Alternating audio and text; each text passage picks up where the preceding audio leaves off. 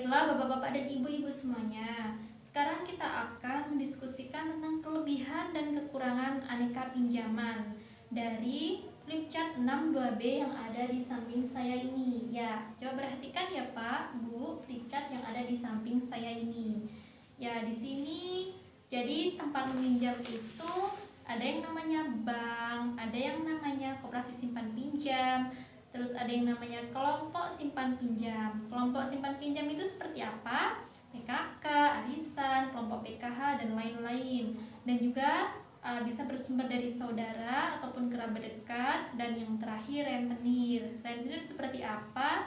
Yaitu seperti bank keliling. Ya, kita akan bahas satu persatu kelebihan dan kekurangannya dari masing-masing aneka tempat pinjam ini. Ya, yang pertama yang kita bahas tentang proses cepat dan mudahnya. Bagaimana kalau di bank? Ya, perhatikan ya Pak, Bu.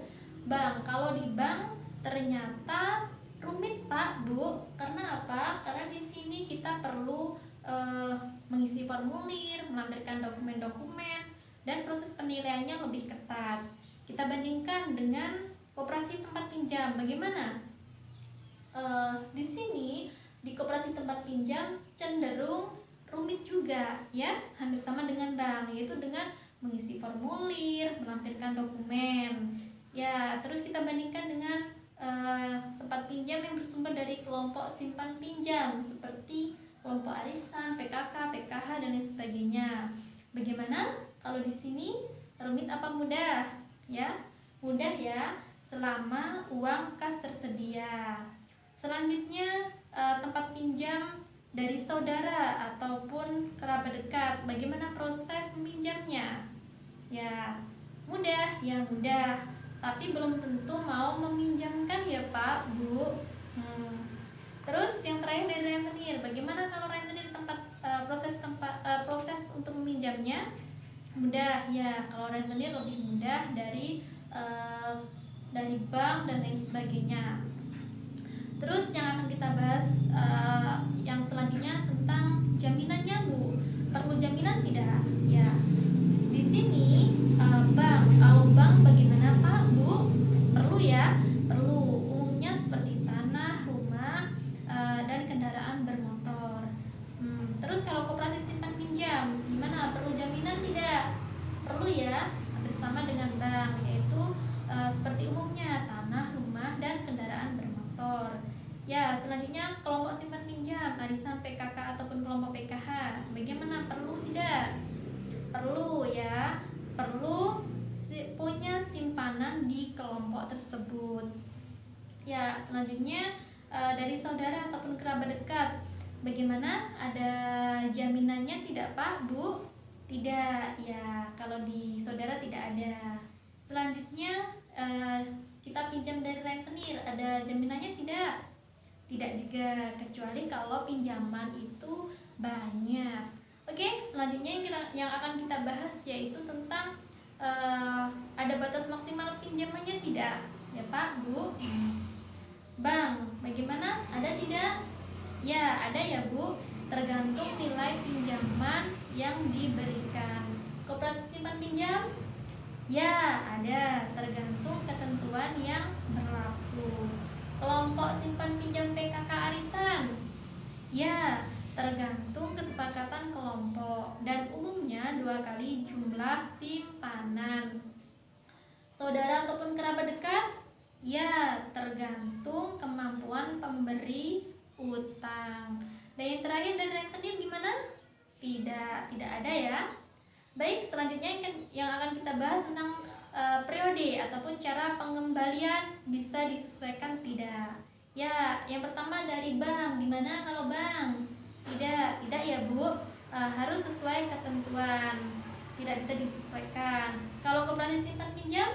Tidak juga, harus sesuai ketentuan. Baik, kalau kelompok simpan pinjam seperti PKK, bagaimana? Bisa ya, bisa disesuaikan. Kalau saudara bisa juga disesuaikan. Kalau rentenir tidak, harus sesuai ketentuan. Jadi hampir sama dengan bank ataupun koperasi simpan pinjam tadi. Ya, yang terakhir yang akan kita bahas tentang bunga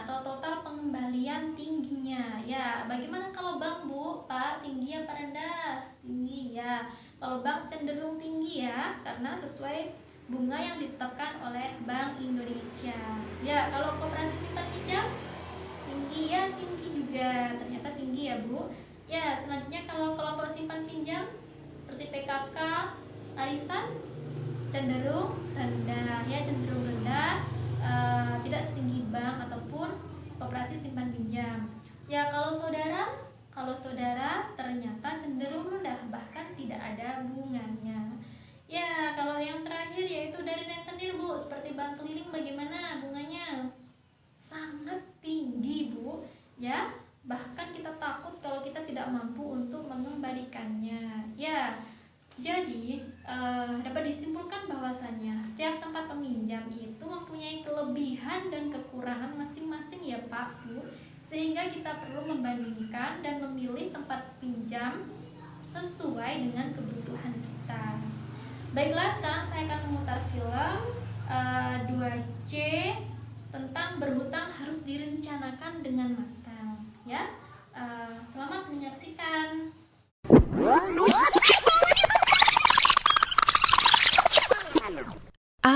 Ibu ingat, di pelatihan kami kan pernah diajari tentang cara mengelola pinjaman. Sebelum berutang, harus dipastikan dulu apakah uangnya dipakai untuk kebutuhan dan bukan keinginan. Apakah ada cara lain agar kita tidak perlu berutang? Apakah kita mampu membayarnya kembali nanti? Dan apakah cara mencicilnya sesuai dengan kondisi pendapatan kita? Kita harus membandingkan dan memilih tempat meminjam yang sesuai dengan kebutuhan dan kondisi kita. Pilihlah tempat meminjam yang menawarkan total pengembalian terkecil, dan koperasilah pilihan saya. Sayangnya, saya tidak punya simpanan di koperasi, sehingga tidak berhak meminjam di sana. Terpaksa saya ke tempat meminjam berikutnya, yaitu kelompok arisan simpan pinjam. Untung ibu-ibu mengerti kondisi darurat yang kami hadapi dan sepakat meminjamkan Rp500.000, meskipun tabungan saya masih sedikit. Pinjaman boleh dikembalikan sekaligus saat jatuh tempo 4 bulan lagi. Sistem ini pas sekali dengan kondisi pendapatan kami.